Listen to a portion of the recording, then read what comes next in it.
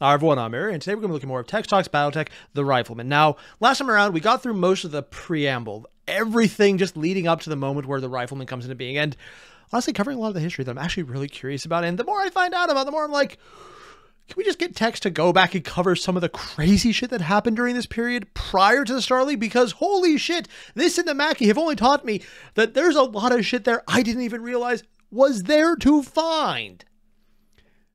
So yeah, I'm very interested. Right now, we're going to jump into the intermission, probably get a bunch of jokes because that's what they always do in the intermission, and see where we go from there because, sure, why not? A nice, easy one. And having said that, something horrible is going to happen because the last time I thought it was going to be nice and easy, we got a Marist. Yeah. Otherwise, you guys know the deal. Link below, original video from Black Pants, Legion, and Tex. Hit it up. And when you're done, don't forget to leave a like, comment, subscribe. Let's get started.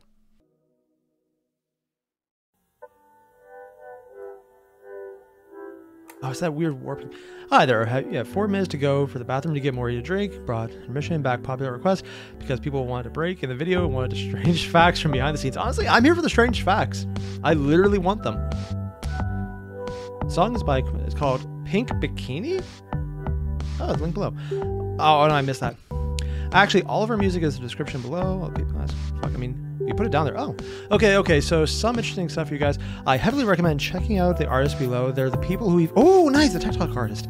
A lot of them are good art. I cannot read fast enough at art stuff and would probably be excellent for any fan art approach. Ooh, I'm gonna be honest. I've actually been in contact with a few of the people, and like one of them's in my Discord. And he does some freaking awesome art of BattleTech, specifically some of the interesting pilot art.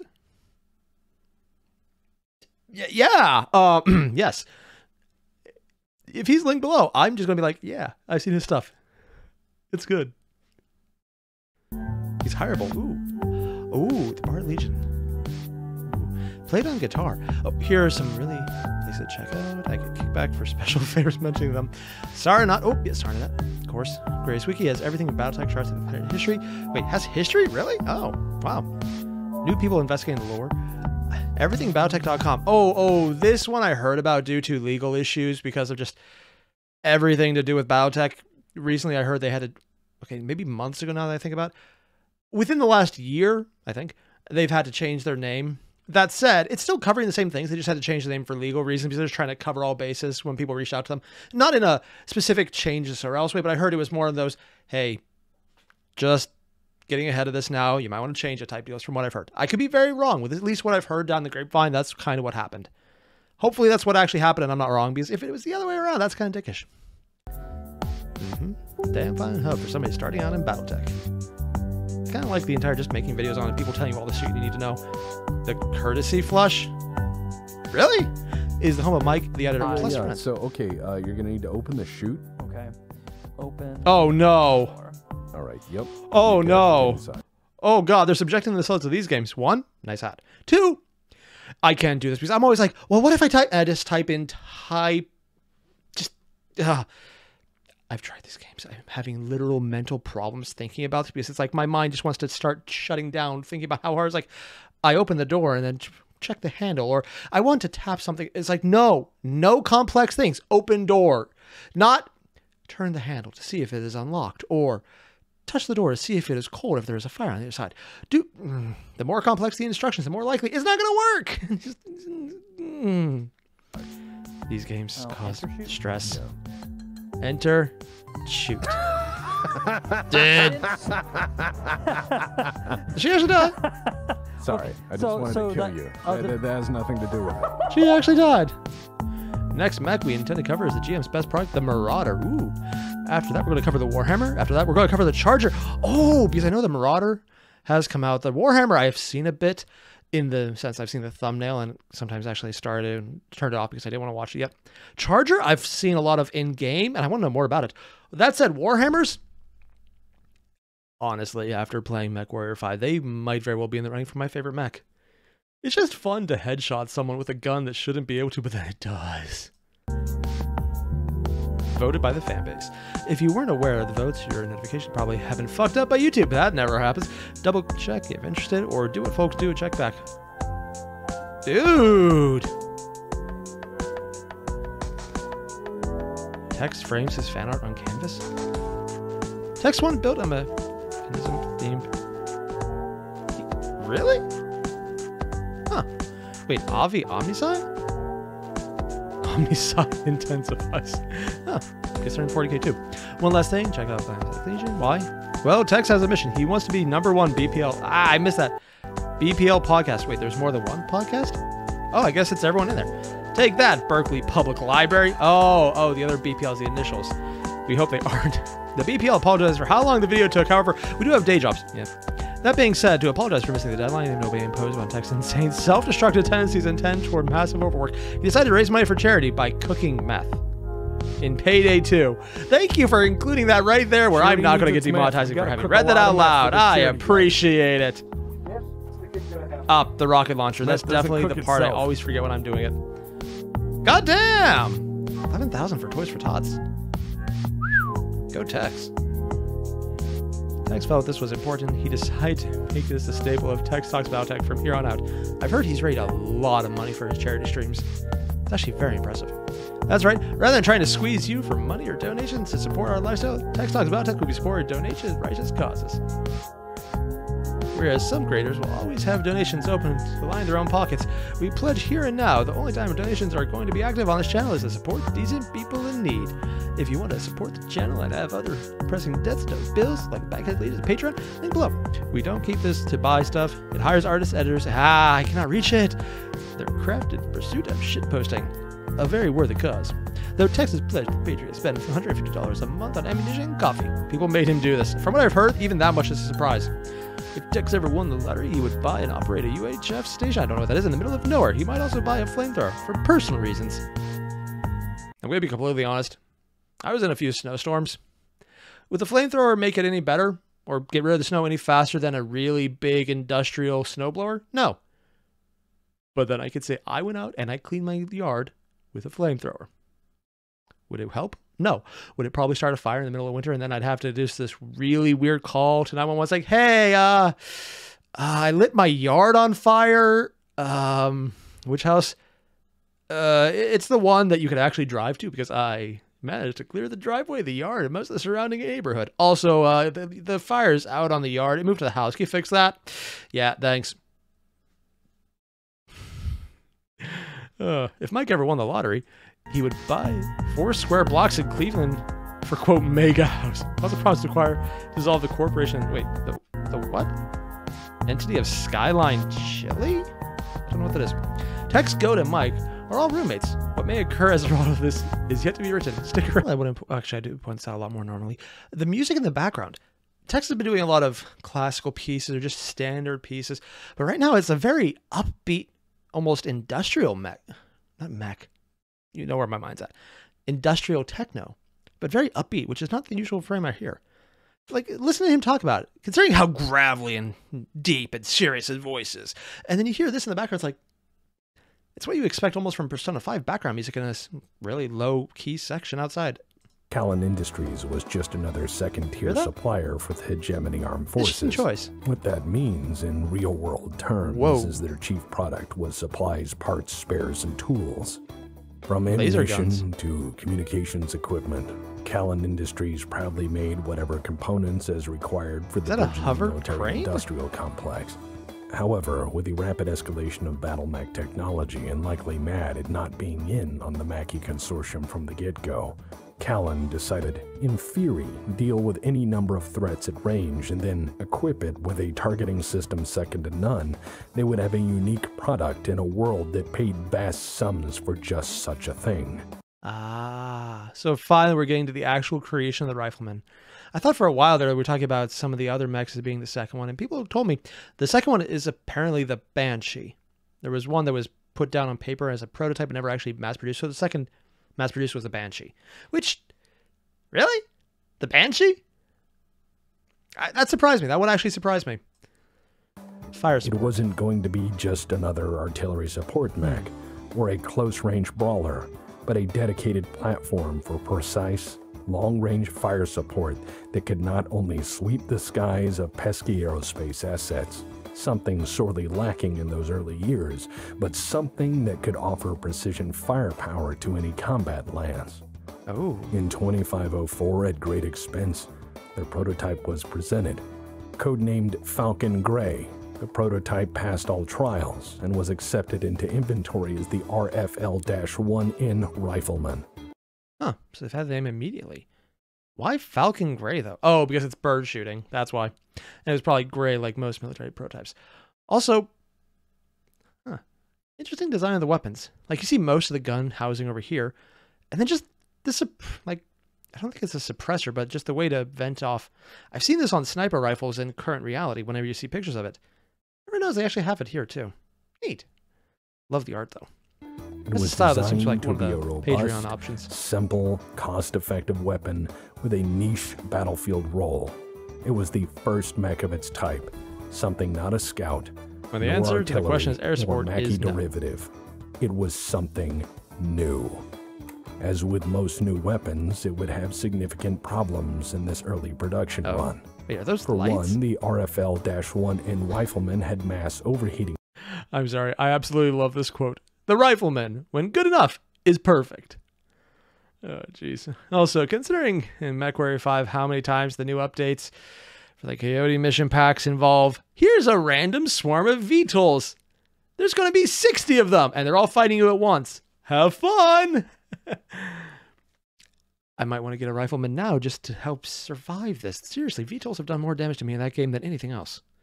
Problems, which resulted in rapid corrections in the RFL-3N some years later, which replaced lasers with autocannons. Oh, so it started as a laser platform. New issues, namely ammunition consumption and endurance issues with prolonged conflict, but there were none who could deny its advanced targeting systems were ahead of its time. Oh. And absolutely effective.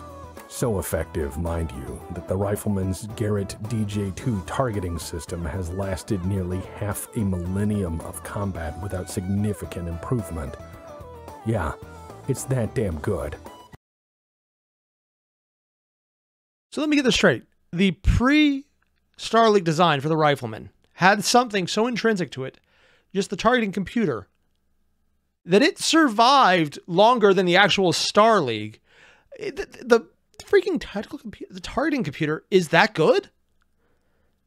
Sorry, just a lot of things are weird in this. Most things are old or like, okay, we can fix it up and like make it good later and eventually gets good. This is most things Tex talked about in Battletech start and then they get. This is like, yeah, we have issues. This isn't the targeting computer. The targeting computer is amazing. Holy shit, I'm actually impressed. And with the ability to put more firepower in the air than a periphery wedding celebration, it's a real showstopper on the battlefield. The joke being they fired in the air to celebrate. Let's dig into what makes a rifleman, and go over its history and design. Ooh. Part 4, the Rifleman, past and present. The RFL-1N Rifleman was a prototype pushed into use far before it was refined. Really? Gemini wanted more mechs, and had bought them to fill the air defense and fire support role while hoping the kinks would be worked out long before they would ever be used. Fail fast and fix it faster. It had some issues, namely overheating. In fact, it could cook a pilot faster than an industrial oven if pushed, but it worked. Another issue was that it carried very little armor, with the rear torso armor being near paper thin, and it lacked mobility as well. Ooh. Mass, 50 tons, not bad. Ugh. A fifth of that is armor, primitive, so it's not very good, and a 240 engine, 2 large lasers, 2 medium lasers, and 12 heat sinks. Very warm, much hot. Yeah. This is the first one. This is the laser variant they had. I mean, I love lasers, don't get me wrong, but I love lasers when I have plenty of heat sinking capacity. If I don't, no. Also, paper thin back armor. I have yet to get into a single match of anything in any game, tabletop or Harebrained Schemes Battletech or MechWarrior 5, where you don't get shot in the back somehow every damn time. Also, because those fucking VTOLs seem to just always be right behind you every time. I hate VTOLs with a passion. I think if I ever just got a bunch of them on the tabletop, I would quit because even if they work, I would hate myself. With a cruising speed of barely 64 kph, While not exactly terrible in this early era of mechs, it would stand out as a significant concern in future generations. Wait, what? As a dedicated because they were all slower to start. platform against enemy aircraft and providing fire support to advancing units, it excelled. But as a ready weapon of war, it was deficient. With primitive armor and engines, and at a mere 50 tons, the original RFL-1N Rifleman was a medium mech by modern designation. Yeah, the original prototype and initial production run had 2 large lasers and 2 medium lasers. It was an idea made manifest and certainly had room for many improvements. However, it was unique in one very interesting way. It lacked lower arm and hand actuators. This meant its ability to melee was limited. As well, either through cost-cutting measures or poor design, the Rifleman could only rotate 40 degrees off-center in either torso twist arc. The designers, either through laziness or creativity, overcame this by engineering a quick fix. The Rifleman's arms can turn a quick 180 degrees and engage targets behind it. This was revolutionary, and a tactic which has been used to good effect since. Okay, 1, really cool model. 2, turning the arms around was revolutionary? Really? I know that some mechs can do it and some can't for engineering reasons, but I didn't realize the idea of it doing that itself was a revolutionary one. I thought it'd just be one of those things that they could just have done early on. I guess if you're not over-engineering the Mackie, I didn't expect to have it just because it was the first one. But this is not the second or third mech. This seems to be further down the line. Huh. Just never really thought about that being an aspect of it. But at the same time, it kind of makes sense because why turn all the way around and like move a significant portion of the torso when you can just, you're good. Put a camera back there, you're set. As a Rifleman can surprise an ambusher by turning its full firepower behind it and then blasting away until it boils over. However, you can shoot behind you. Only Hitting anything is accidental. And 2 large lasers. The original Rifleman production run was a combat-capable oven at best.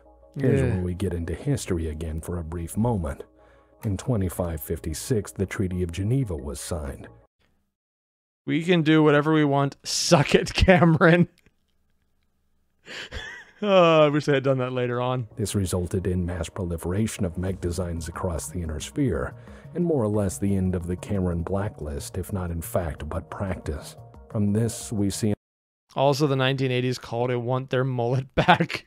Oh, yeah, because he does have the super mullet. Oh, God. An update to the Rifleman. The RFL-2N was a noticeable improvement, for the primitive engine and armor was replaced with more advanced and contemporary component designs. 50 years of R&D since the initial version had resulted in significant technological advances. Wait, 50 years and all they changed out was 2 PPCs and 2 more medium lasers? Less armor, but it's standard, so it's better. Engine is still at 240. I don't know what a pit ban is. Intended use, long-range engagement. Yeah, with the PPCs you would. This is a flat-out sniper for you. 12 heat sinks. Even more spicy. Still a pilot cooker. Yeah, that one, you almost see the spacesuit on this thing. And they were quickly incorporated throughout to bring the design to its maximal potential. Weird with components now in some cases half the size of the prototype version, the extra room was put to use. And the large lasers were replaced with PPCs. Yeah. The new Rifleman also incorporated 2 additional medium lasers.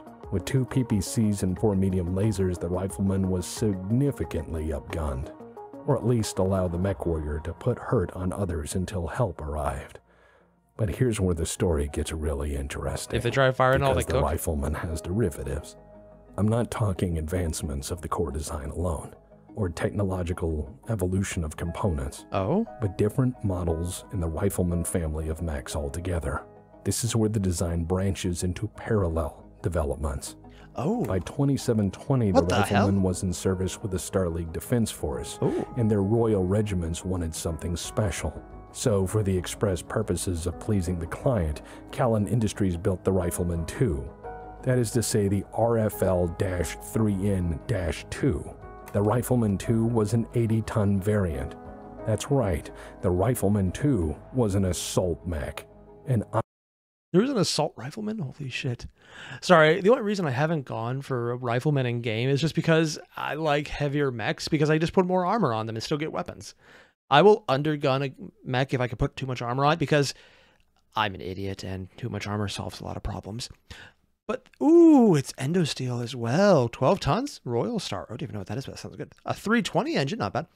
2 LBX autocannon 10s. Ooh. 2 large pulsars, 2 medium lasers. Double heat sinks, finally! Anti-aircraft, anti-infantry, and everything else. Scout Beacon, an actual assault mech Sky Boom, or Broom, has actual armor.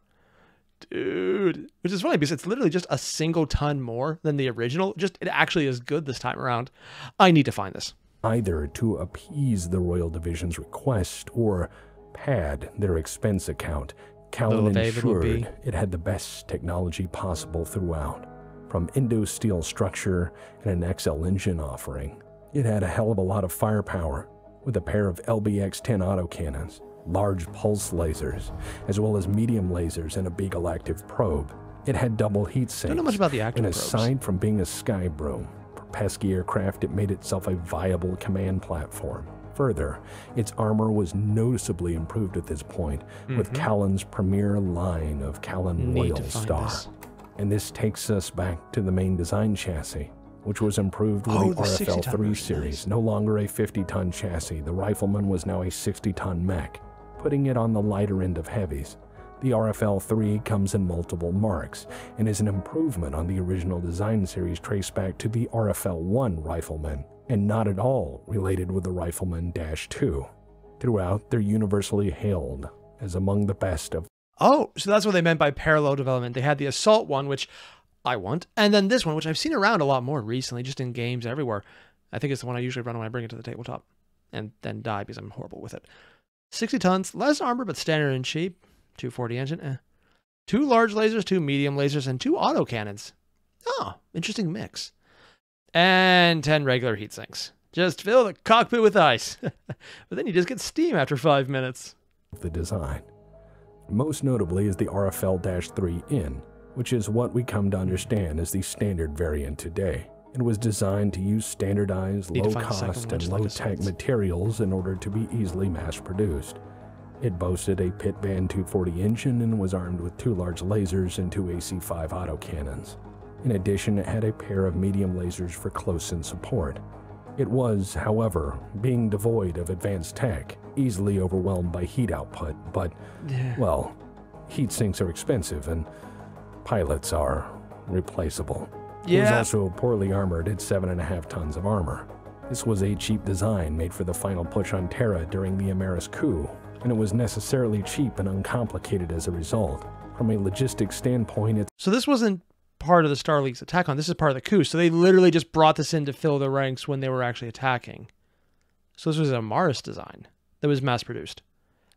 Oddly, that's must really stand out as useful just because if it survived the coup as a standard design template. It's a fine design.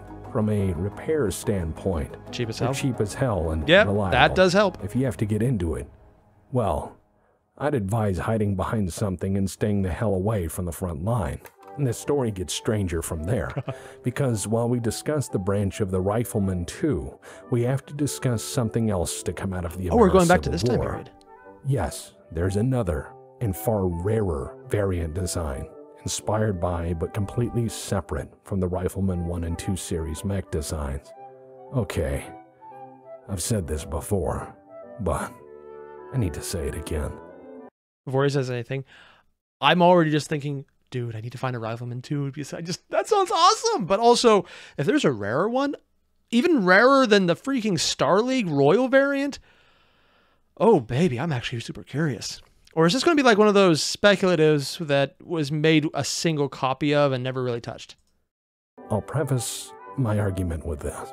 Stephen Amaris was a weird guy. Yes. Yeah, I've covered the bib I just thing noticed the Golden before. Corral. Yes, the bib. That is a bib. I've also covered the sun laser thing too. Yes, Venus was once completely habitable and nice thanks to a solar shade. Amaris tried to turn it into a doom laser to stop the SLDF fleet, but because this plan is absolutely batshit and poorly thought out, the sunshade broke and Venus is ruined for all time. It can be fixed. If they teleformed it once, they can do it again. Granted, the initial technology is probably missing. Oddly enough, space lasers, not actually that difficult to make. We kind of do a smaller version right now. You just get a magnifying glass and burn initials into wood. I know some people didn't do wood, and honestly, those people are insane and kind of terrify me.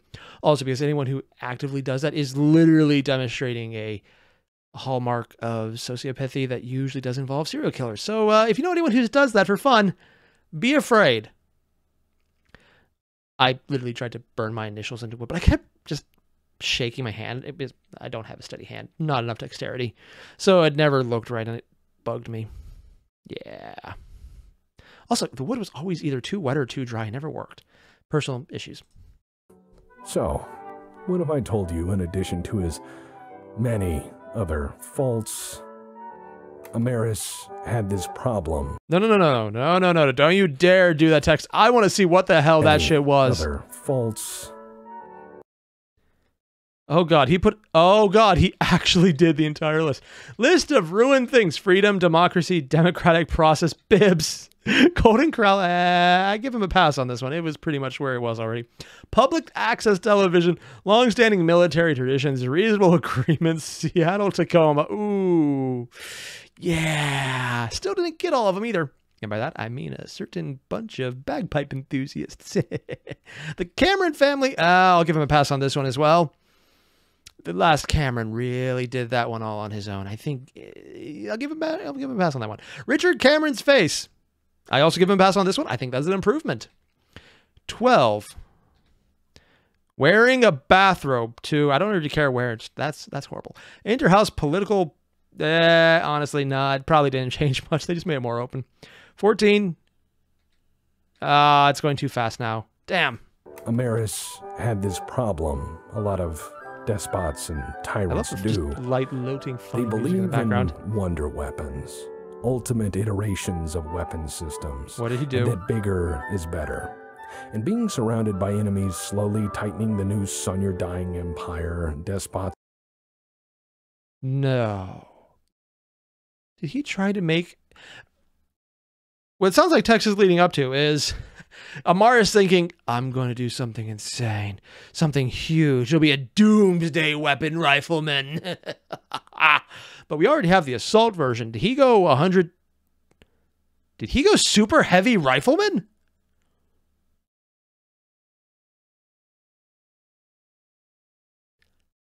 I mean, technically that wouldn't be a bad idea. Just, you need a single dedicated custom-made dropship for it at that point. And dictators tend to go all in for expensive, foolish, and utterly insane What did he do? Systems.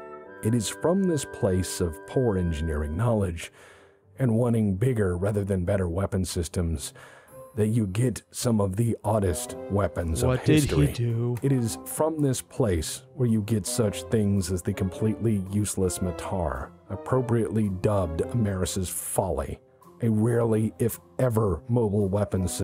I think he watched RoboCop 2 and thought it was a good idea.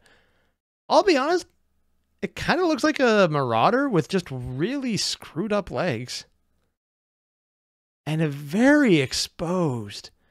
Like, a lot of the Marauder variants have really exposed cockpits, but they make up for it by having a lot of things surrounding it from the base armor.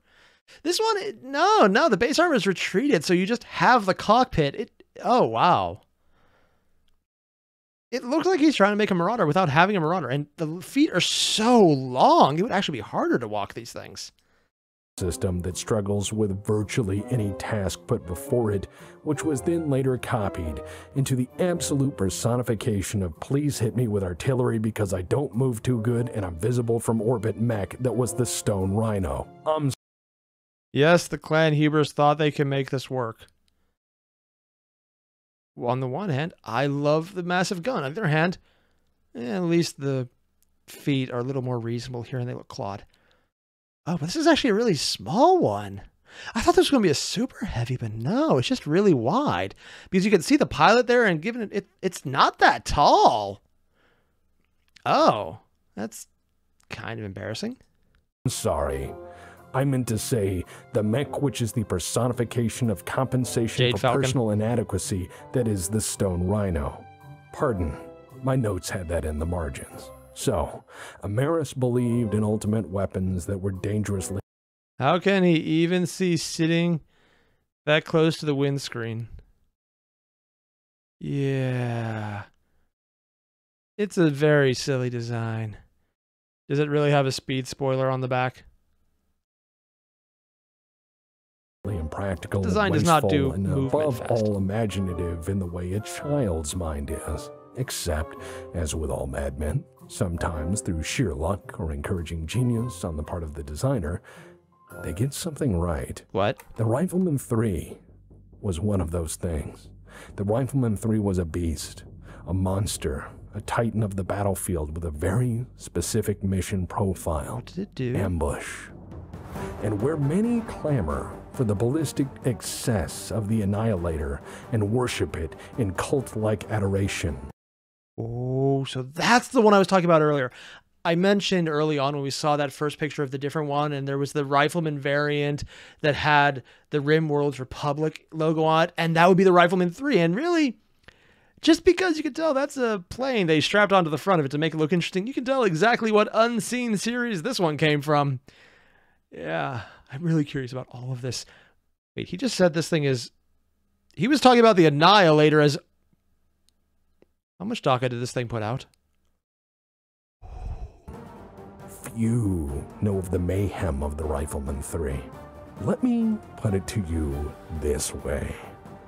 Once 90 tons has 4 Gauss rifles, a fully active null signature stealth system, and was designed to surprise, ambush, and then destroy any assaulting force. The Rifleman 3 is or was that very monster, and before you heap at 90 tons, 108. Oh, that's a really slow engine. Extra light. But it's made for ambush, so it's not going to be moving fast. It's meant to get behind you because you can't see it, so it can probably get away with a really small engine. 4 Gauss rifles. So those are what Gauss rifles look like in the art. Huh. That would be magnets then if they're doing that. Okay. Null signature stealth system. Don't know much about that system itself. It's in MechWarrior 5 with the mods, but I don't know much about it. Intended use, stealth ambush, which is why it doesn't have to move fast because it's not going to get seen. 1 button delete. I mean, I love the Marauder, not the Marauder, the Mad Cat Mark II because of the dual Gauss rifles. 4 of them. Holy shit, man. I need this. Intended use, floats like an urban mech. Fights like Florida. Man called to jury duty. A Florida man called to jury duty. So in other words, it ain't gonna move fast, but it'll fuck you up. Oh god, I love this. Adoration on it. Know this. You basically put it down and it deletes what comes near it. Enough ammo for it's playing tower defense only before needing to retreat and rearm.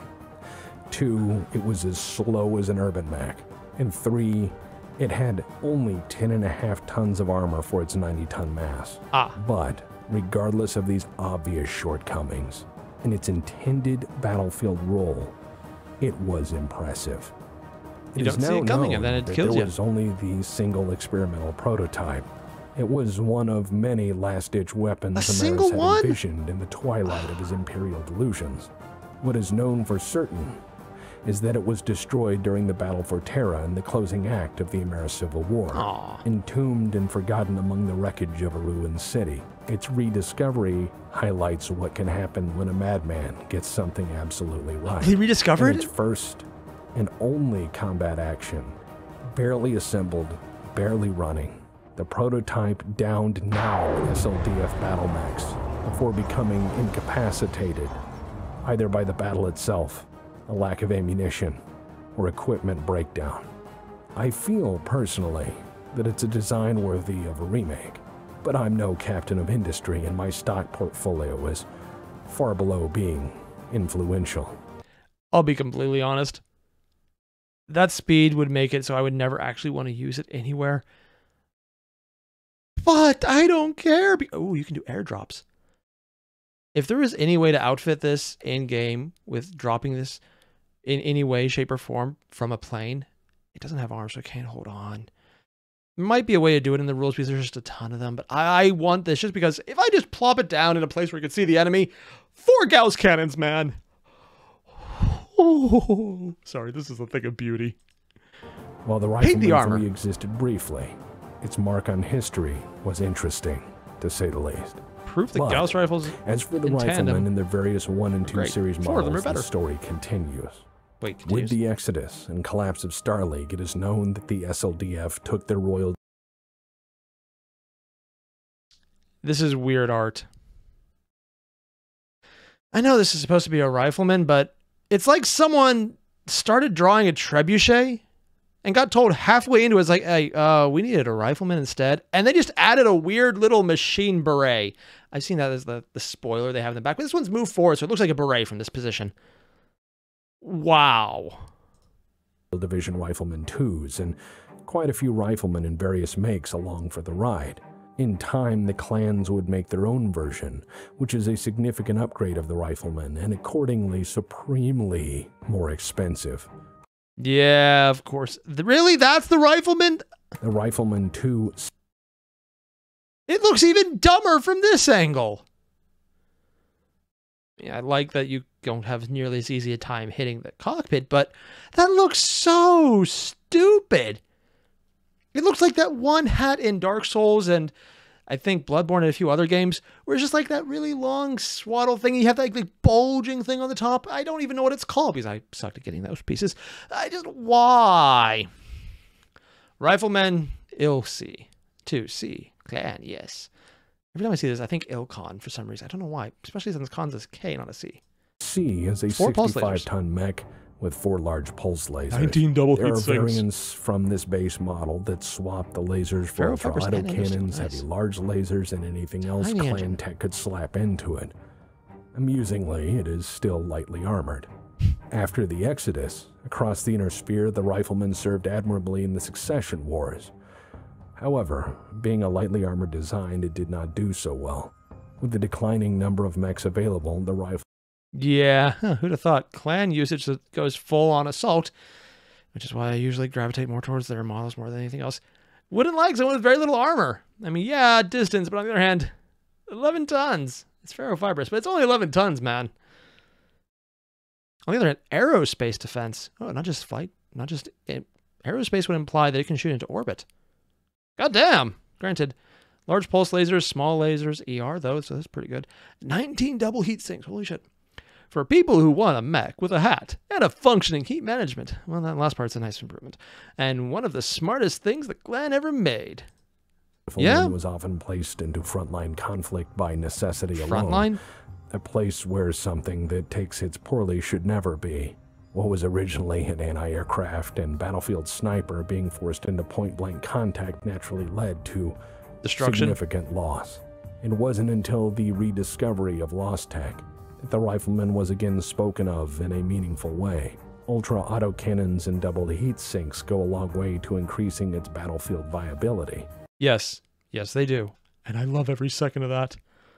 Ooh, chapter 5. Oh god, that's a long conclusion. Ooh, there must be a lot he wants to sum up here. Sorry, I'm really excited about him summing things up. Cellular ammunition storage equipment added to its survivability. Up-armoring became common, with the availability of lighter and strong... Okay, the one thing about up-armoring this, it's starting at 11 tons. Up-armoring it means nothing. There's literally almost nothing you can't do that wouldn't count as up-armoring it. Armor, and a few from that era survived to become legends in their own right. If you can survive with that little armor, you're definitely good. Legion piloted a Succession Wars era RFL-3N. I'm sorry, there's a 80 to 90 ton rifleman called the Legend Killer. Armor, 12 tons. Technically, it's one of the most heavily armored ones. Engine 180 rated. That's still, I mean, they're really not fast. 2 large lasers, 2 AC-5s, 16 heat sinks, extra ammo. Intend to use the Solaris 7 Arena delete button. Oh. I'm kind of surprised just because I didn't think that that would be enough range for them to work. I guess they're bigger maps than I thought. With a lighter 180 series engine, he added 3 jump jets and removed the medium lasers to make way for more heat sinks and more armor. He would go... Honestly, that does seem like the best choice, considering cooking yourself to death seems like a bad idea. Also, getting dead because a single hit hits you. Yeah. On to be the most famous rifleman pilot of all time. He won 7 Solaris 7 championships in the damn thing. 7? And earned his mech the name Legend Killer. Cranston Snord of Snord's Irregulars helped. Seriously, Snord? The weird thing is, I actually have heard this name around before, so I know it's even a real thing. Frankenmech?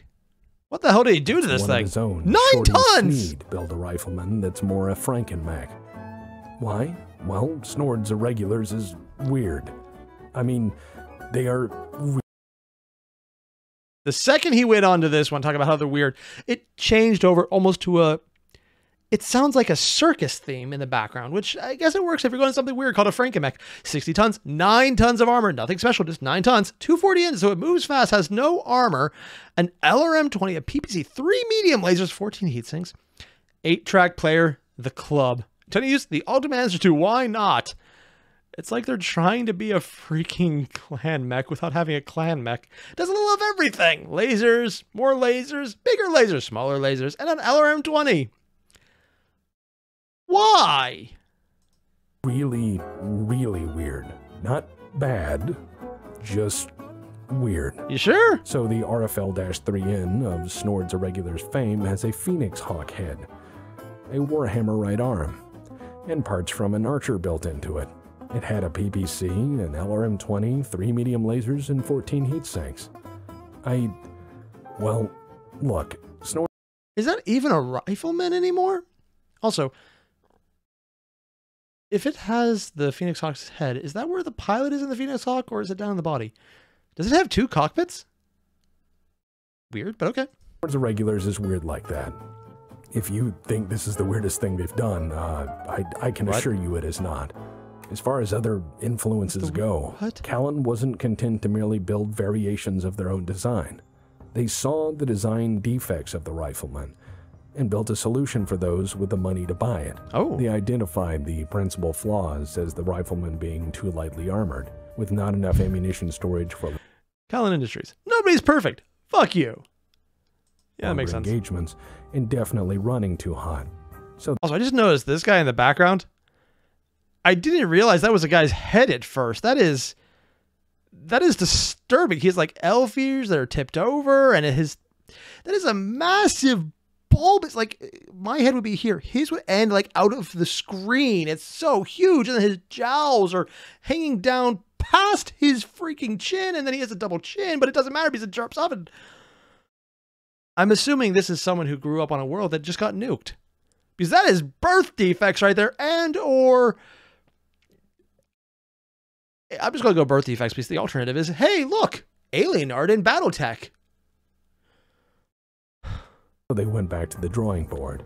What they ended up with... Tell me you've never seen a human face without telling me you've seen a human face. The Jaegermech. Essentially a Rifleman Plus. It's an anti-aircraft DACA platform able to maul an Air Force and have enough ammunition left over for the next one. Put into production, it notably served well. Really? The Jaegermech was the successor? Huh. Weird.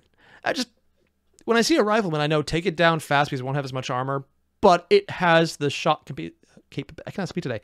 Capacity to headshot you, because very unfortunate times where that did happen, and I lost a bunch of mechs, and it was annoying. Yeah. More importantly, they literally put a tramp stamp on it. The Davion tramp stamp. Sorry, it's not a front. It's on the front. That's not a tramp stamp. That's a womb tattoo on it. Why? Oh, in the clan invasion, with House Kirita seeing the most use of them in fire support. Ugh. And that is most of the riflemen. We've got a lot of designs there, and we finally found out, or at least I finally found out what those crazy segmented lasers on the one was. Yeah, that was the very special Rifleman 3 that is as fast as an Irby, which is really fucked up when you put it that way. But it has 4 Gauss rifles, man. I'm sorry, things like that actually excite me. I want to find that just to play around with it, see what I can fix it up to do in MechWarrior 5. Like, if I upgunned the engine and really, really stripped down some of the parts, just focus on those things, what could I do with this chassis? I don't know, but doing that's literally why I've been playing it almost non-stop, and even though I barely touched the main campaign, I'm addicted. I've spent way too much time on that game. It is a problem. Yeah, just... I like this. I like finding out all these things. The Rifleman 2, though, the Star League variant, I need to find that. If anyone knows where I can find that in MechWarrior 5 or in Harebrained Schemes Battletech, let me know. And please don't tell me it's only in the mods. Please don't tell me that. I want this to be a thing. I want to grab those. Or I could also go on eBay and someone has maybe an SLDF print of it. I just realized every time I watch any of Tex's videos about a specific mech, by the end of it, I will go and pick up a model from eBay, huh? Yeah, that's the thing. That said, if you haven't already, there's a link below to the original video. Hit it up. It's Tex. It's the Black Pants Legion. You know they're good. Do that. Also, when you're done, link below. Me. You subscribed? Nice. Also, I should probably mention, you can find me on Twitter, @AreaGames. You can find me on Discord. Link below. I do a lot of dumb shit. But if for any reason you see someone using my face on TikTok, and I gotta say this because it's still a problem, that's someone impersonating me. They literally take old videos of mine from my previous apartment when I just did all my videos in a bathrobe, and my previous apartment had horrible heating. It was either way too cold or way too hot. So the bathrobe was literally a requirement. I was usually wearing full clothes underneath it. I just needed the extra heat. It was very cold sometimes. Gotta love actually having significantly successful amounts of heating and cooling in a house. It's so nice. But more importantly, yeah, they took a bunch of those videos and they just randomly slap it on things and they go on TikTok and it's like, generic idiot's face. 300,000 views. Yeah, it's not me. I'm only bringing it up because people have gone up to me in person who I know in person. It's like, hey, I found you on TikTok. And it's the conversation of, that's not me. Anything they ask you to do, I had nothing to do with that. That money you sent because you thought I needed help with this month's rent. 1, I don't rent. 2, yeah, I'm sorry, dude. You got scammed. Yeah, I'm trying to preempt that. So if you do that, I'm so sorry. That's not me. It's someone impersonating me. I don't know how to fix it. It's annoying. So if you haven't already, though, link below. Hit them up. Me, text, do it. I'll see you guys in the next one. Adios.